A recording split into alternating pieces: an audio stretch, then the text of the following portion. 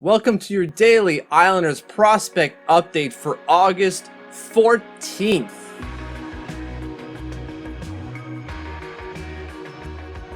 Hit that subscribe button, don't miss a video, head over to Twitter, follow @TealOMitch, that's me, don't miss any breaking information I haven't yet covered on the channel. There were 3 Islanders prospects in action yesterday. Could have been 4, at one point I thought it was 4. There was a big flip-flop with a specific prospect. I'll get to him when it's his turn. But for now, let's focus on game number 1, Pelicans v HIFK. And the one Islanders representative in this game is Matias Räty, defenseman taken in the 6th round last year.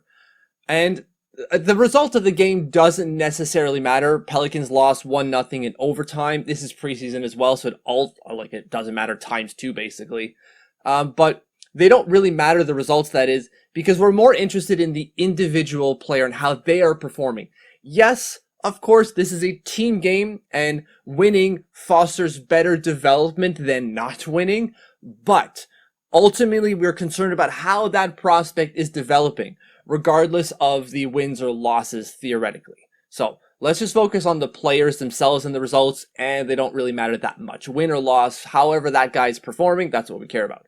Either way, Matias Räty, when I watched this game, what I was looking for to see is, are we going to see some unkindness, as Antti Pennanen puts it, or are we going to see more of an offensive-minded defenseman? Because the thing with Matias Räty is that he hasn't really picked a lane to kind of go with. Am I going to be the big shutdown D that my body essentially dictates I should be, or am I going to be the puck mover offense first guy?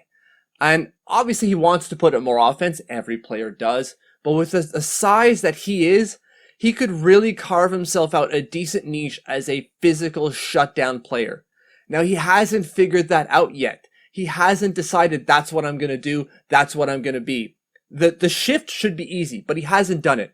And when I was watching this game, you didn't see that meanness, right? That aggressiveness in his game. There was a few times where he's at the front of the net, and I wish I had taken a clip of it. Next time I will make sure to do so.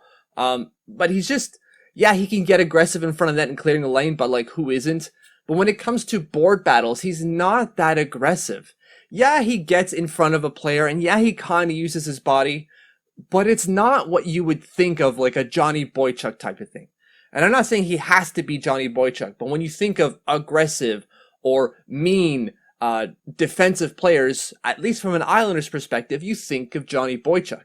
Now, mean doesn't mean dirty. Mean doesn't mean he's going to destroy anyone like Tom Wilson. Mean just means that I'm going to get that puck from you, and I'm going to throw you to the ice if I have to. Matias doesn't necessarily have that, and I didn't see that in this game. Of course, it's game 1 of the preseason.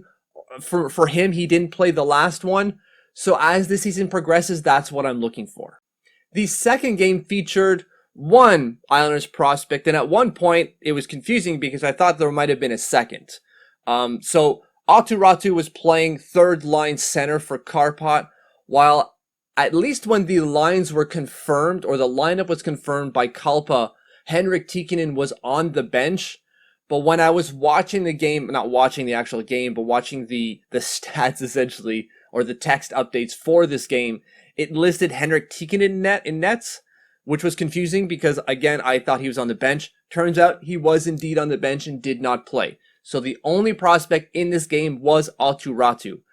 And I don't have a lot of stats here. They didn't confirm time on ice, and there's not a whole lot that happened in the game, at least from the stat sheet is concerned. I didn't have a stream for this game. Both teams confirmed that they were not going to be televising this game, so we have no public video for this game. So all I have is a stat sheet, which again isn't very descriptive. Räty has 2 penalty minutes and a +1. That's it. There was a Räty that scored though, but that's his brother Aku. That's a 5th round pick from the Arizona Coyotes. Aku scored the only goal for Kärpät, and Henrik Tikkanen didn't play. So I'm not really sure how Räty did in terms of, was he engaged? Was he a two-way force? What type of game he actually had? I wasn't able to watch it, and the game notes don't confirm anything. But he's playing third-line center, at least in the preseason. That's what you want to see. Good stuff so far, at least, from the very little information we've got. The third game of the day featured Adler Mannheim against Zug, and Zug absolutely destroyed Adler Mannheim 5-1. Ishakov did not put a point. Funny enough, Jan Kovac, if you remember him, did put up a goal in this game, but Mannheim was just run out of town by the Swiss champions.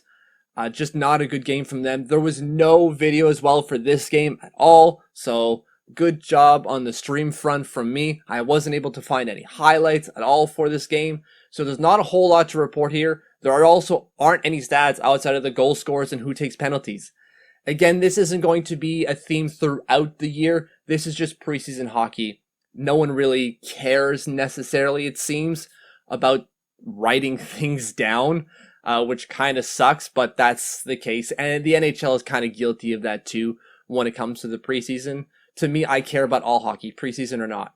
I know that it's maybe not as descriptive of what could happen during the year, but I still want to see what happens. I still want to keep that data. And the fact that we don't have it kind of sucks. But Ishakov did not score. Ishakov did not put up any points. He did play third line center just like Räty did. I would expect that probably changes throughout the preseason where Ishakov will probably play second line minutes. That's your update for today. Thank you for following. Thank you for subscribing. If you haven't subscribed yet, please do so. And if you have, thank you, thank you, thank you.